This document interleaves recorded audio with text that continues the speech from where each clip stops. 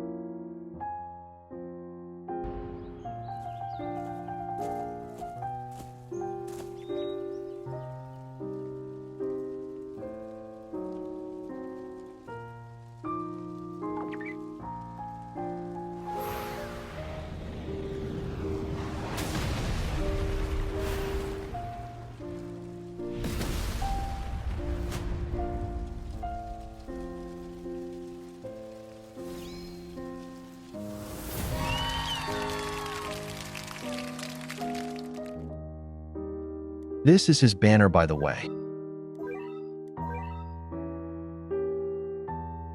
Now we're going to go ahead and buy some extra trait rerolls so we can use it on Escanor and hopefully get a Monarch. I also did some trait rerolls to get Scholar on him beforehand in order to max level him out. It only took about 6 or 7 rolls. So unsurprisingly, nothing too massive.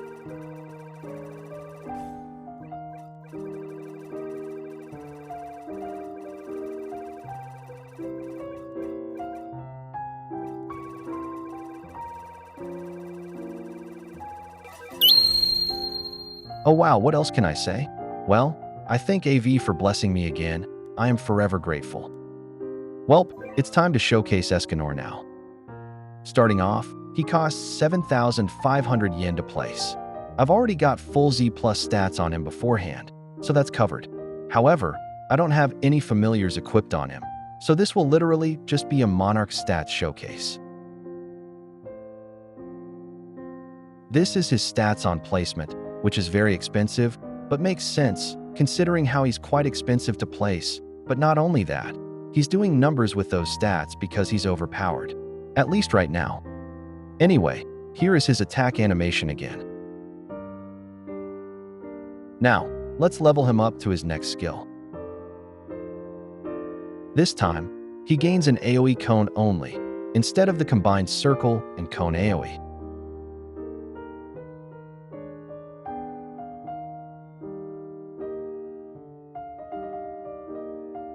Now, onto his next skill upgrade, Cruel Ring. Bigger cone AoE this time.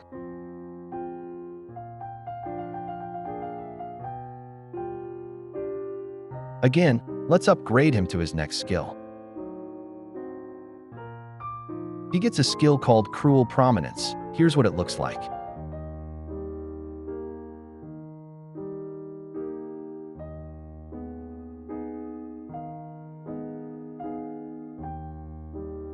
Amazing! Now we finally reach his max upgrade. This is where he gains an active ability called Ultimate, where we'll check out later.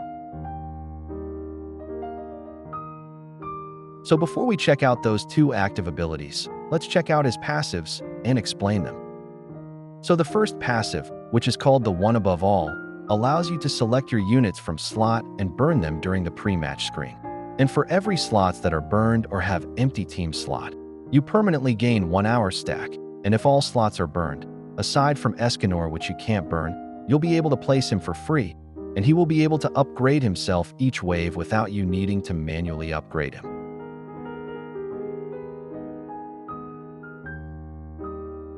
And there you go, that's the One Above All passive, probably one of the reasons why he's considered very convenient and a very useful unit, which I'll talk about later on, towards the end of the showcase.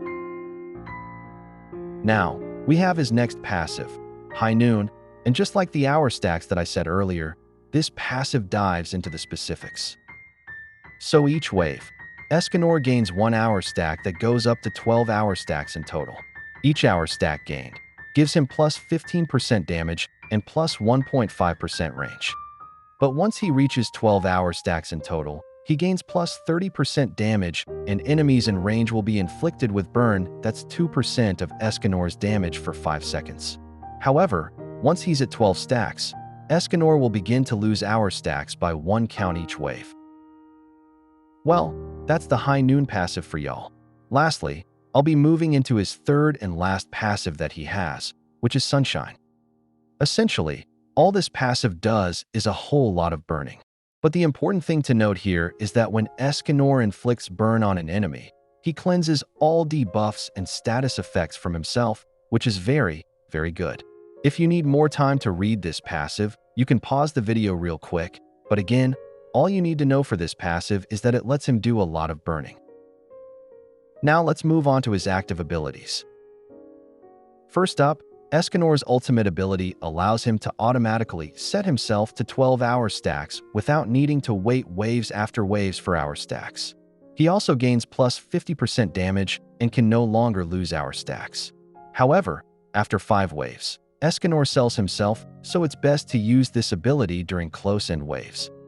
This includes story mode, portals, raids, and more. Any matches that doesn't include indefinite waves like infinite mode does. Aside from that, his ultimate ability allows him to really do a lot of damage, pretty much buffing himself for 5 waves until he gets sold automatically. Next up will be his Lion Sin ability. Essentially, it allows him to deal 400% damage to every enemies inside of his range, and can only be used once per match per player, meaning several Escanors can be placed and have Lion Sin used for each individual player. So this ability is just a nuke ability, nothing more, nothing less. So let me show you guys how it does and what it looks like.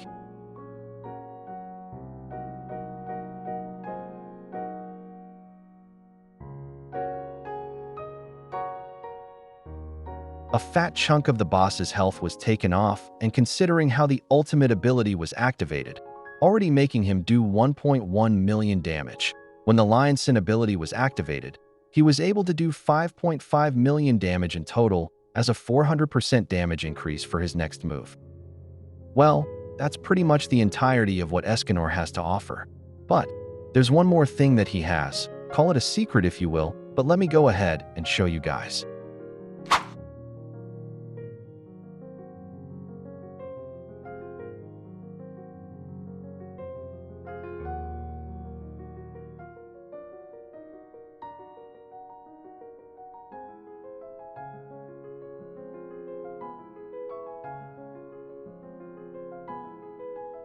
There you guys have it. He pretty much saves you from really dying due to this passive of his.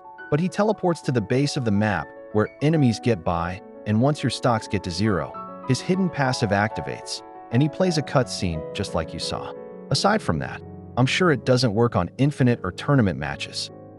But you get another chance, so your stock is back at 1. Well, there you guys have it. That's it for this showcase.